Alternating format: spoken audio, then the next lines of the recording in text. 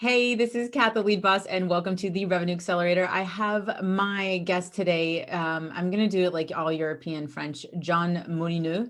I know he's UK, but he just got a French accent on the end of his name. So, John, who are you, and really, why should people care?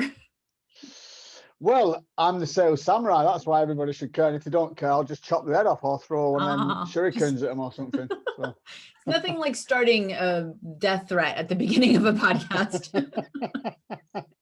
no, I don't do any of that really. It's sales samurai, and it's not to offend Japanese people either. I really don't. That's not what I'm about at all. It just ties in nicely with my brand. I'm a martial artist, so the sales and the samurai, it just rolls off the tongue, and that's why I decided to use it for my brand. So I'm Absolutely. not a killer or anything like that.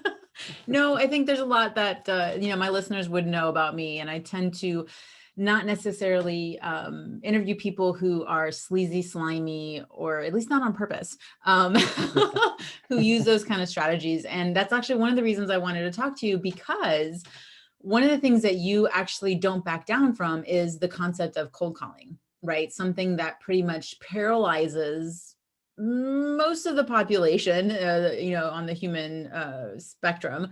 So why are you all about cold calling? Like, how is that a thing for you? Yeah, I'm quite the opposite. I promote it I have people telling me that cold calling is dead all the time, and I just laugh at them and say, oh, really? I just sold X amount of thingy from a cold call yesterday. So I think it's just the attitude that people have. It's like people don't like selling for starters. They think it's sleazy, they think it's this, they think it's that, when really selling is a part of everybody's business. They just don't accept it, or they don't acknowledge it. Mm, uh Cold calling, everybody has a fear of it, or they don't like the idea of it, so it doesn't work. yeah. When in reality, if they pick up the phone, smile and dial, then they'll realize that it does work. But you have to have a bit of perseverance. It's not pick up, dial one number, close a deal, pick up another, dial, you know what I mean, close. It's ring, no answer, ring, hang up, ring, ring, ring, or you might get through. Or so it's a numbers game with cold calling, but it's still efficient, and it's still a really good way of finding new clients and leads, purely because it's a really low budget way of marketing yourself. So why are people, I mean, I have theories of my own, obviously, but you've worked with a bunch of sales teams. You've done this for yourself. You've done this for other companies. You've, done workshops and all this other thing. So what do you see as the commonality as to why people don't actually pick up the phone and do the thing that they think they should? Well, I think a lot of it boils down to the fear of rejection. If you haven't got any experience in sales at all, I had it. We all face it. When I first started door knocking, doing the door to door, I didn't think, I can't wait to have doors slammed in my face today. I'm really looking forward to that. Or I can't wait to be told to F off and they don't deal with cold callers and all that kind I of thing. mean, come on, It life goals. it wasn't the highlight of my day, to be honest. But once you get used to that and you focus and you've got a reason and you're aiming for something. So for me, like I was explaining this early on to somebody, I don't see a no as a no. I just Mm, count it as closer to a yes. So I just hear mm, no, no, no, no, no, no. Oh yes, no, no, no, no, no. So the way I look at it is, if I make, so say for example, I'm cold calling, and if I close a deal with whatever, I get 300 bucks or whatever you want to call it, or 300 quid we call it. So I get 300 bucks every time I close a deal. So every time I hear no, I just think, right, so if I listen to 50 no's, that's 300 bucks. So I'm happy to listen to 50 people say no to me. So I make 300 quid or 300 bucks. If you just think of it as numbers, because that's all it is, it's not rocket science. It's literally speak to lots of people, make money. So, I mean, it really talks to the mindset aspect of things. Like, if we come down to it, it's not really, I mean, there's a skill set for sure in terms of, talking to someone on the phone and all that, but let's leave that to just another part of the conversation. But when it comes to the mindset, like, what is it about being triggered? I mean, I think that's pretty much it, of like, I'm being rejected, and God, please don't take me back to grade school and elementary school or high school in any capacity. Like, what do you see being the thing that really activates that rejection bit? Yeah, I think it's like you say, society sort of instills that we don't want to be rejected, so we don't want to feel sort of that we're not wanted and that kind of thing. But it's not that at all. It's not that they don't want you. You weren't offering to go out on a date with them anyway. You were offering them a service or a product, weren't you? So it's not like they're saying no to you, or they don't want to, they're dumping you or something, whatever. Or it's not a sexual rejection or anything like that, is it? It's literally just, I don't want what you're offering at this particular time. I may want it in 2 or 3 months time, or I might not want it at all because it's not a good fit. Because the problem with a new salesperson is that there's a few things that goes on in a new salesperson. They think, I don't want to be told no. They think, I've got to sell to everybody. Everybody's my client. Everybody's my customer. It's a one size fits all. And they You also breathe think, and therefore you can buy. absolutely. So yeah, and they also, yeah, so they think it's one size fits all, and they think they need to sell to everybody, which is just not the case at all. You have to qualify people. That's why the cold calling is a challenge, because you're calling, ringing somebody or contacting somebody that doesn't know who you are, they don't know what you do, and they don't know anything about you. They don't know your company, they don't know anything. So that's why it's more of a challenge, because not only have you got to try and get through to them what it is you do, you've got to figure out whether they're a fit as well. So that's what makes it more challenging. But that doesn't mean it's not effective, because it is, because there are people out there that need what you offer. So Absolutely. So, you talked about that beginning stage of getting on the phone. Like, what do you say? Because cold calling, I'll admit it, never done it. Never wanted to do it for all the things obviously that you've listed in terms of, I have a different approach. And so maybe the question is how do you do this without being sleazy and slimy, right? Because a lot of times people associate picking up the phone, it's the person calling during dinner, they're just trying to get your credit card information, right? Like, we meet this person on LinkedIn all the time. I call him Pitchy Pete, right? So how do you avoid being a Pitchy Pete when you're cold calling? well, that is tricky, and you just gotta relax and just be yourself, because they know that you're cold calling them. It takes 2 seconds. They don't recognize the number for starters, and then as soon as they speak to you, they know it's a cold call. So you just have to be honest with them and say, look, I only want to take 30 seconds of your time. You know this is a cold call, but I just want to know if you require this, and this in your business. They might go, well, yeah, or they might go, no, it's not for me, thanks. But so I mean, so just be kind of honest with them. There's no Yes. need to sort of be like shady or weird about it. Just hit them with it. Say, look, yeah, I appreciate this is a cold call, but I only need 30 seconds of your time. I was just wondering if you need this, and this at the moment. Not really. All right, thanks for your time. Anyway, do you know anyone that does? So you can just hit them with a referral from a cold call if you need. Do you know what I mean? These are just sales skills that you pick up anyway, isn't it? But you never know. They might say, well, yeah, it's my cousin has a business doing the X. So I mean, you never know what the beauty of cold calling is, you never know what can happen. No, I love that. I mean, I think these are just sales strategies, right? Like, it's whether you're cold calling or messaging people online or speaking on stage or whatever, right? Having a workshop, it really comes down to whether you're doing it in 30 seconds or, 30 months, is building the Mm. relationship. And so how do you do that in a fast, time frame? I love what you're sharing, which is call it out. Call out the weirdness, call out the fact that this is in fact a cold call. And yes, I know that I'm hopefully not at dinner time, but I'm interrupting your day, and give them a reason to actually want to continue to engage. Absolutely. You can even say that. You can even say, I appreciate you busy. I'm busy as well. We're all busy, aren't we? I literally take 20 seconds of your time and then just hit them with it. Say, I'm from such a company. We do this, we do that, we do that. Do you need this? And then they might go, yeah. They might go, yeah. Actually, I've been looking for someone. It does happen. Do you know what I mean? But it is a numbers game. So out of the sort of 50 people you call in a day, you want to be kind of disciplined as well. This is where the discipline kicks in. If you're a cold caller and you're a serious cold caller, you tell yourself you're going to call 50 numbers in a day. You call 50 numbers. Don't call 5, and if one of them hangs up on you, cry and soak for the rest of the day. Yeah, I talk about we make these decisions all the time, whether they feel like business or not. When we go into a grocery store and we don't buy every single bottle of Heinz ketchup, does the Heinz company sit in their chair going, "Oh my God, John didn't buy ketchup from me. I am offended. I'm not worthy. I should never sell another bottle of ketchup again because he decided that today was not the day for him." But if you continue marketing, right, using both arms of your business, the sales and the marketing, and you continue to market, when you run out of ketchup and Heinz has been in the forefront of your mind, right, doing the effective marketing, who are you likely to buy from? Absolutely, yeah. Well, like you said, that to me, when people say what's more important, sales and marketing, it's funny because that's one of the questions I ask on the podcast. You might remember, Yes. And it's kind of 50-50, but I think one is useless without the other. Mm. So in a way, I think cold calling is marketing, isn't it? And there's some certain crossover points with sales and marketing both ways. And I'd say cold calling is practically marketing. If I'm knocking on someone's door with a leaflet, that's marketing, isn't it? You're getting their So attention. That's what mm, marketing is, yeah, right? And then you're going yeah. into the sale and you're just kind of seamlessly doing it at the same time. Mm. Your process, does it work for just low dollar things, or is it only for high dollar? Like, you know, who really benefits from leveraging cold calling? Anybody. Well, there may be the odd business that it might not work for, don't get me wrong, but I'd say the majority of businesses, I mean, you only have to look at people like Grant Cardone. That's why one of the reasons I really like him. And he's like Marmite, I suppose. People love him or hate him, don't they? But he, to this day, he'll still pick up the phone in his office when he's got a big sales team, 30, 40 people, and he'll smile and dial himself.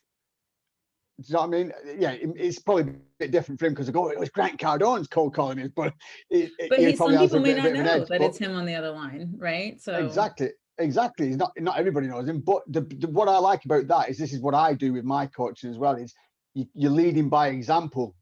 I'm a cold caller, and I'm happy. If I'm coaching you on cold calling, I'll do some cold calling for you. I'll smile and dial myself. So you can't expect somebody to do something if you're not prepared to get your own hands dirty.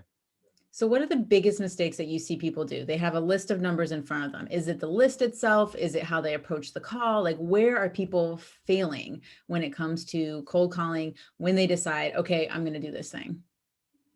Well, to be honest with you, deciding to do it is the biggest step. Mm. Where people fall short is just the fear of actually doing it.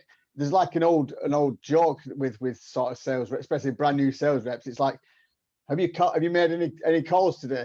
Well, no, I sent them an email or I sent them a text message. No, how many calls have you made today? So the biggest hurdle people have is picking up and dialing the number.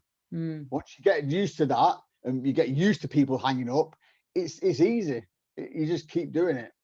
Well, it seems a little bit of a competitive advantage because so many people aren't doing it, that when you do it, it's kind of like, oh, because it's like direct mail, right? No one's getting messages or mail in the mail anymore. And so when it's something that happens, sometimes people really just kind of appreciate and notice it because it's different than what everybody's doing right now.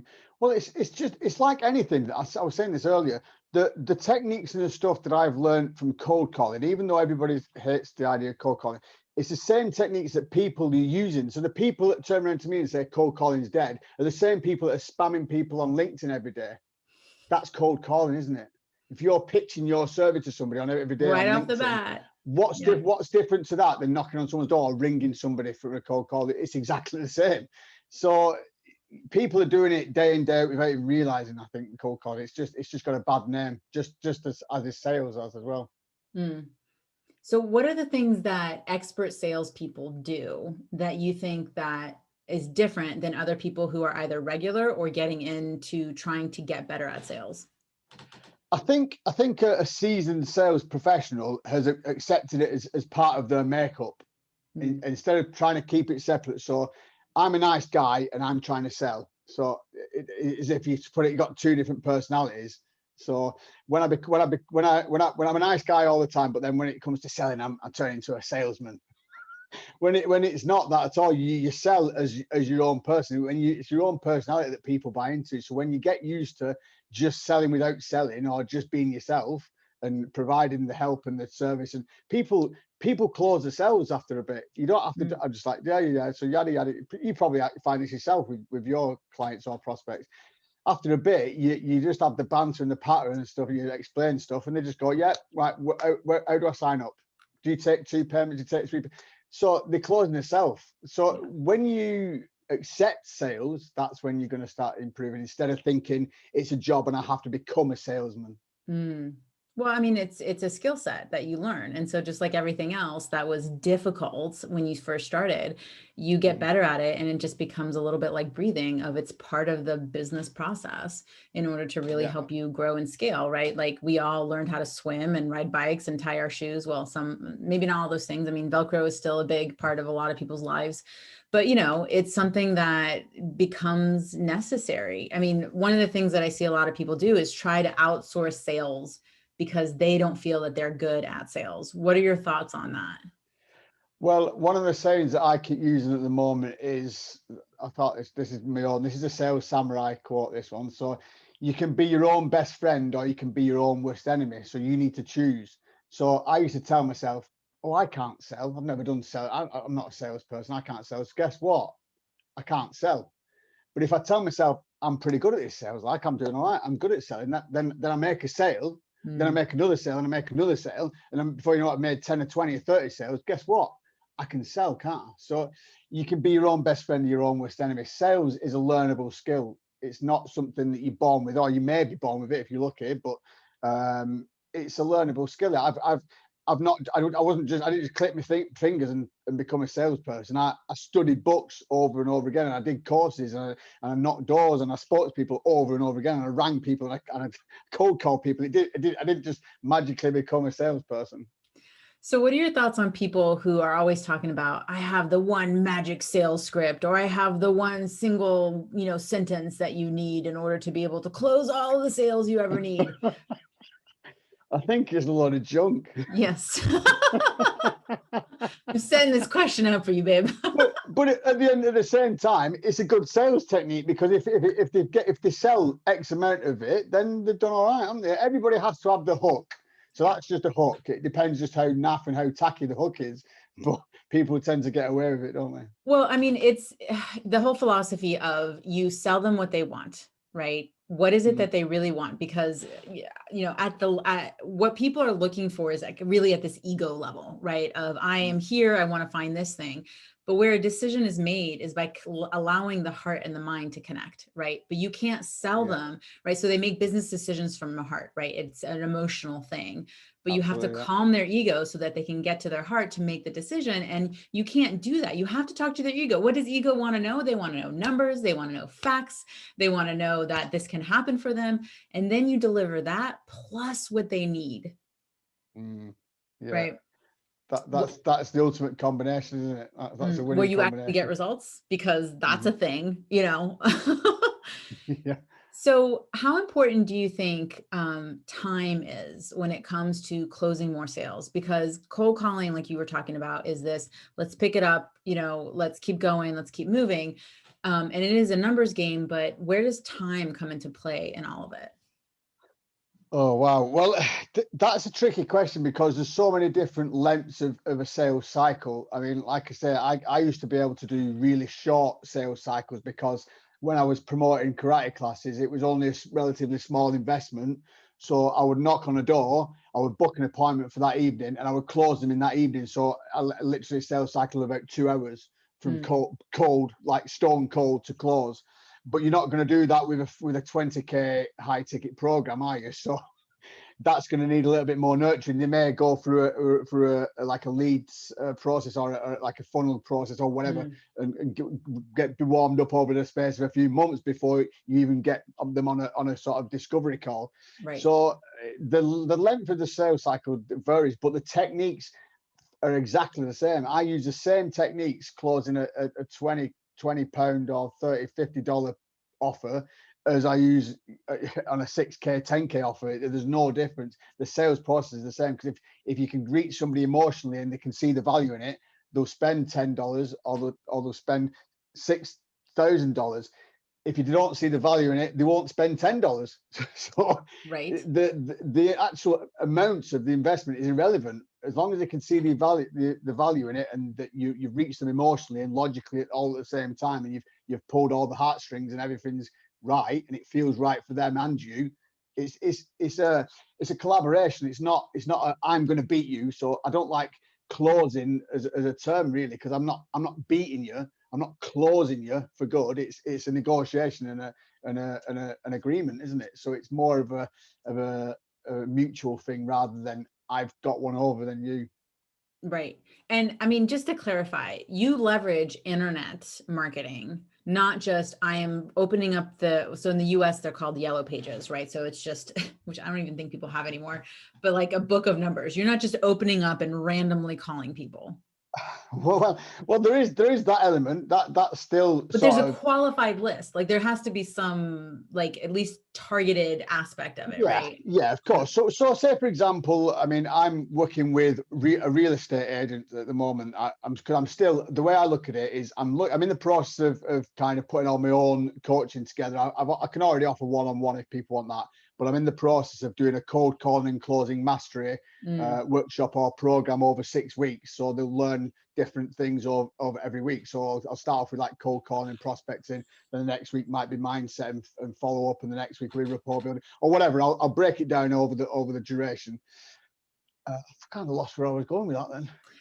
The quality of the list, right? Versus just randomly, dialing through and, Yeah. So, but what I want to do is, even though I'm coaching, I still want to be actively selling as well. And I'm not actually going to be closing my own deals. I'm going to have somebody doing that for me. So I'm still actively selling. And I've found a real estate job, should we say, where I'm going to be closing leads for real estate. So I'm going to be doing a mixture of cold, warm, and hot leads. I've never had all three at once, so that's quite new for me. But so with a cold call, I'm going to go through like he's got a system in place. But say for example, you've got you know your target audience, so you go to LinkedIn and you do a search, and then you get a load of names or companies, and then you could even find numbers through them, or you could contact them directly. So there's a number of different ways of sort of cold outreach.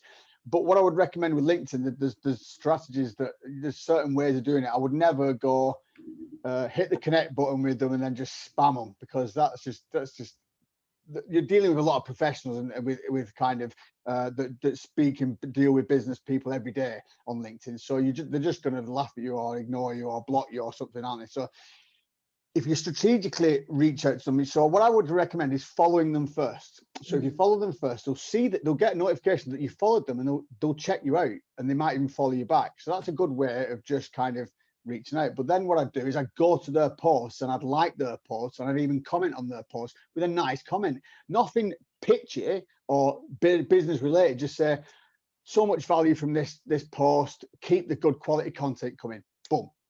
Something nice and simple like that, which is just giving them a bit of kudos, isn't it? Mm-hmm. And then I would send them a personal invite as a message rather than just a connection, because they're going to think, why would I connect with you? You've only commented on my post once, so I don't know anything. Do you know what I mean? So you send them a personalized invite. Oh, I've been following your post recently. I love the content that you're making. I think you'd be a great fit for my podcast, or I would love to connect further. I've got a Facebook group that you might be interested in, or something that's going to add a bit of value to them. Don't just pitch them with, I want to sell you this, or I've got this service for you, something like that. So something where you kind of having a bit of a relationship building. That is the best way of cold outreach. But with a cold call, it's a little bit difficult if you just do number after number. That's a kind of slightly different, but it's still kind of the same principles. You just have to be a little bit more savvy with LinkedIn than you would if you were just smiling and dialing. It's just a little bit more kind of, because the thing is with a smile and dial, you're just on the spot, aren't you? So you just speak and say whatever. I mean, because I've done it that much, it just rolls off the tongue. I don't even know what I'm saying half of the time. It just comes out. Well, yeah, you're just in the zone, and you've done it so much that it's like breathing for you. What are some opportunities that you're seeing on LinkedIn right now as it relates to leveraging cold calling, kind of following your process and really helping people scale their businesses? Well, I think there's so many opportunities on LinkedIn now, because people, even though people are kind of against pitching, they're very open to that kind of thing. I mean, it kind of chops and changes LinkedIn, because at one point it was really good I was doing really well with video content. That's where I started off. Before I was a podcaster, I started off with video content, because before, about three years ago, I couldn't even stand the sound of my own voice, or even imagine the idea of being on a video. It was just cringe for me. So I had to just do that to kind of went through the pain and did it anyway, if that makes sense. So that's how I kind of got used to it. but it was doing really well for me at one point. I just used to do like little short sales samurai videos and little tips and that kind of thing.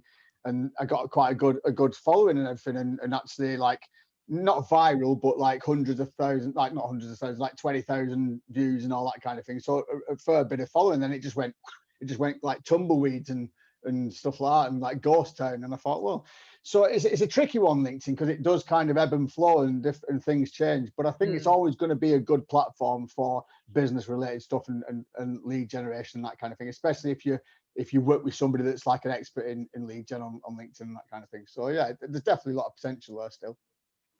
What are some other platforms that you think are good for leveraging with cold calling, or are there platforms like, offline that you think would be good to be leveraging as well? Well, the beauty of it, I'm actually enjoying Clubhouse at the moment. Not for specifically cold calling, but promoting what I do, and I'm talking about cold calling because the beauty is I've been hosting a lot of rooms, and they're relatively small. So sometimes there are only like 3 or 4 people in, and other times there's Which is like almost 20 better people. sometimes, right? Versus being That's the feedback I've been getting, because I'm getting some connections, and only a few of them, but the loyal connection. quality over quantity, They're like, especially when it comes to high ticket. absolutely. And they're like, I can't wait for your next room. And it's really quite motivating and it's like a mastermind and all this. I'm like, oh, right, really? Yeah. So yeah, it's really kind of, it's a good feeling, even though it's like you say, because it's only a small little community, but you get more value from it and more one-on-one and stuff. So it's good. Yeah, no, I love that because it's, I think there's a lot of people out there who actually truly want to share really good value. And they get energized just by being able to see the impact, right? Which is, I think, why a lot of entrepreneurs get into business, is to actually witness the impact versus being a cog in a wheel where the impact doesn't happen, if it ever happens, for years or dozens of Yeah. years or whatever. So what got you into cold calling and having it be your marketing angle and niche? Well, it was something that I kind of fell into purely because the door to door was cold calling, wasn't it? So that was the original introduction, should we say? It was like I look at it as my foundation. I served in the trenches, is the way I look at it, because it was 5 years. So if you look at anybody that's done door to door, they tend to last a few months.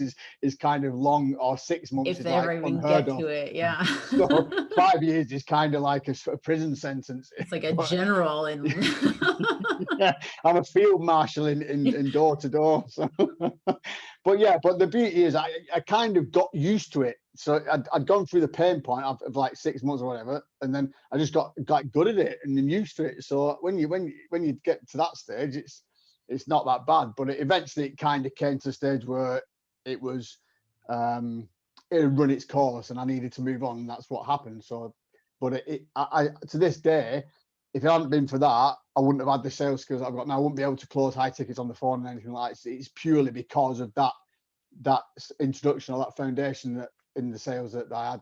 That people like Brian Tracy and stuff like that are like sales legends, and it was them people that I learned from. Brilliant. So, what are some of the aspects that someone can experience as they work through your process and your system to be able to really build that confidence, get out there in a big way, and actually see success from leveraging cold calling as a strategy?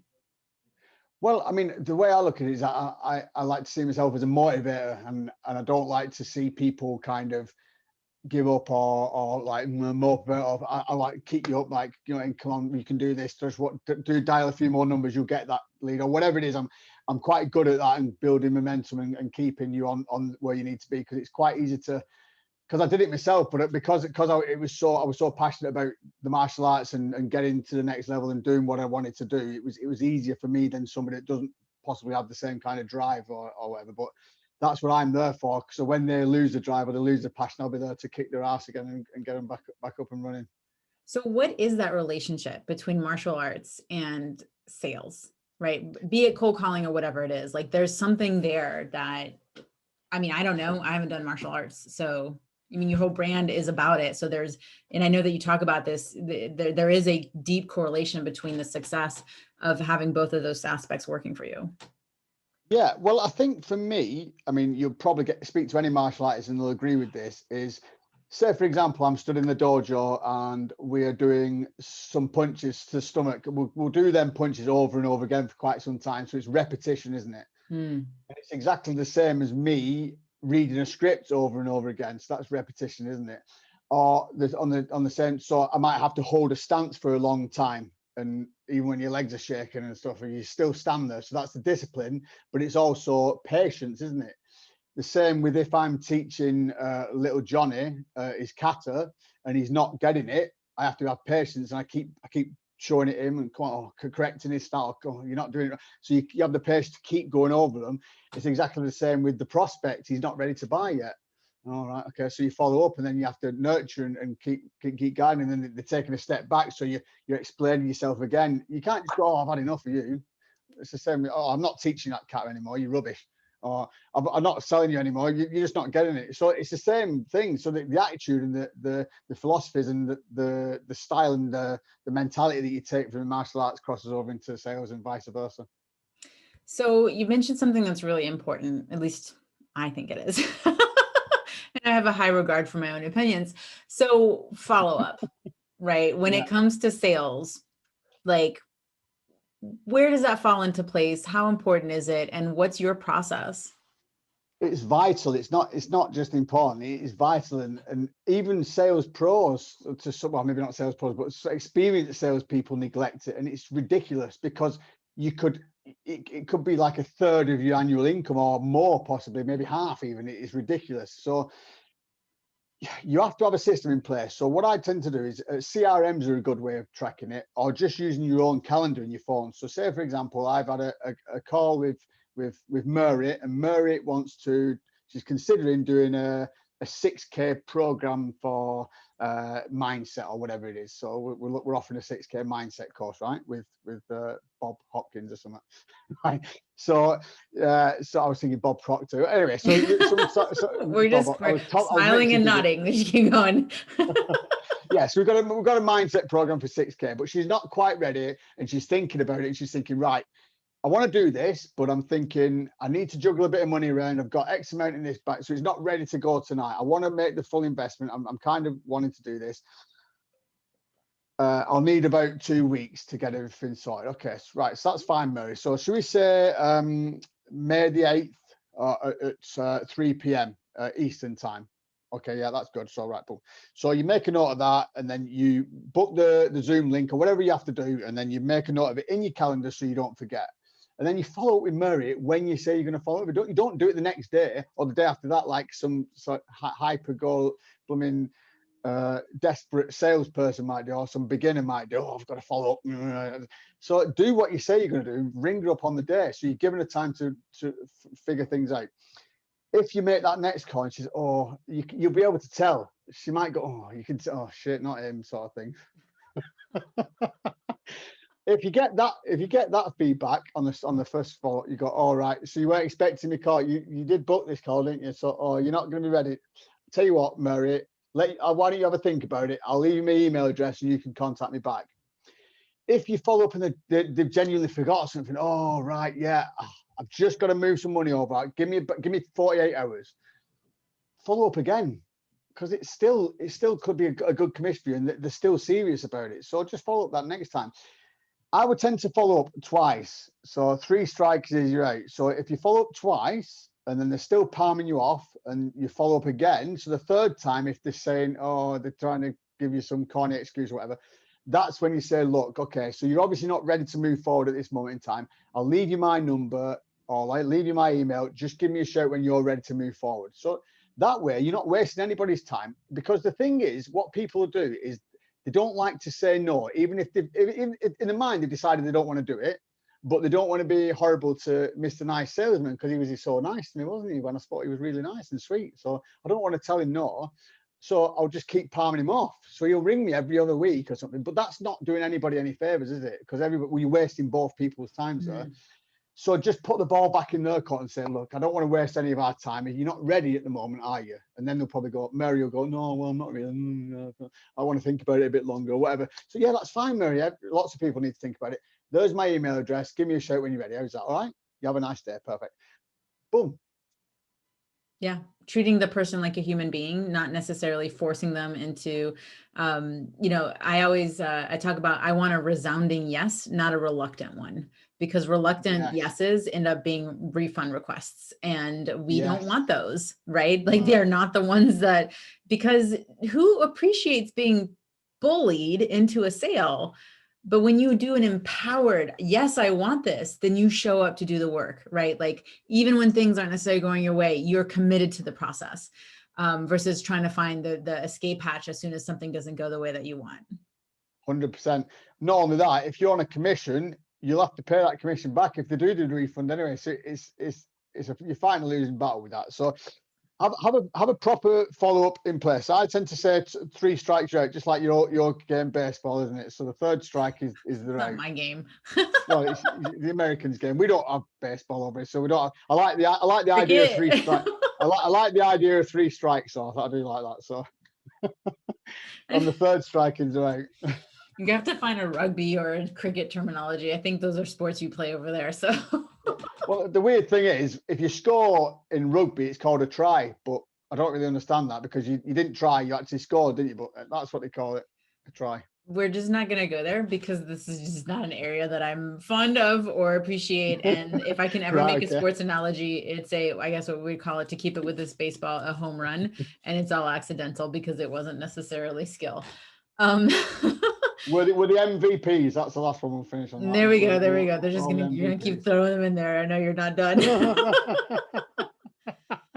So when it comes to sales overall, be it Yeah. cold calling, nurturing, following up, all that stuff, what are the things that you wish you'd known that would have gotten you exponentially faster results, and things that you appreciate having learned on your own? What could have sped things up? And the thing is, I wouldn't have really wanted to speed anything up because I think it's been progressively a good journey. There has been tough times and everything, and things that I've had to sort of battle through and stuff like that. But I think on the whole, it's brought me out as a stronger, better salesperson in the end. So I probably wouldn't have changed any of the sales journey itself. What was it, the question? What's something that you appreciate having gone through personally as an experience as it relates to sales? Oh, there's been quite a few that I appreciate. Well, I think for me that the best part of it was actually getting my black belt on part of my sales journey. So the way that they were blended together was quite a nice. It was brutal, but at the same time it was like yin yang, wasn't it? So it was like bittersweet. So the pain side was obviously the intense, difficult training because you don't get a black belt for just sitting on your ass. So some of it was like the hard training combined with the knocking on doors in blizzards and having doors slammed in your face. Those were the side that the horrible, the bad side. But on the flip side, I got some serious martial arts skills at the same time as my sales skills. So that was kind of the best part of my sales journey, was actually achieving black belt and at the same time as gathering the skills, the sales skills, I'd say. Brilliant. So, John, you've been amazing with everything that you've been sharing on that. How can people learn more about you and, figure out how to leverage cold calling for their business? Yeah, well, at the moment I'm kind of promoting Instagram, so I'm putting bits of content out there. I do bits of martial arts, but I also put sales stuff on there as well. So that's Samurai JM80. So it's not Jim. People are thinking it's Samurai Jim, but it's Samurai just JM because that's my initials, JM80. And yeah, just please get the book. It's I think it's about $12 on Amazon for the paperback version, but you can get it for next to nothing on Kindle if you're a Kindler. So yeah, just search Sales Samurai Master and Amazon, so you should find it. Any parting words for the people listening right now? Yeah, what I would say is don't give up on yourself. I've already said my favorite saying was you can be your own best friend and your own worst enemy, and it's true that if you tell yourself you can achieve something, you can. I mean, there were times when I questioned whether I could get a black belt or not, but I just kept going and going. So if you believe and you want something bad enough, just keep going at it. Oh, I love that. John, let's say Jim, because you got me all screwed It's up my with yours. fault. Your Instagram handle, it's all your fault. But thank you so much for joining us today. I really, really appreciate it. Guys, make sure you check out the show notes. All of the links are going to be in there for you to be able to leverage, and the quality of the book is definitely there. So John, thank you so much. Been a pleasure. Thank you.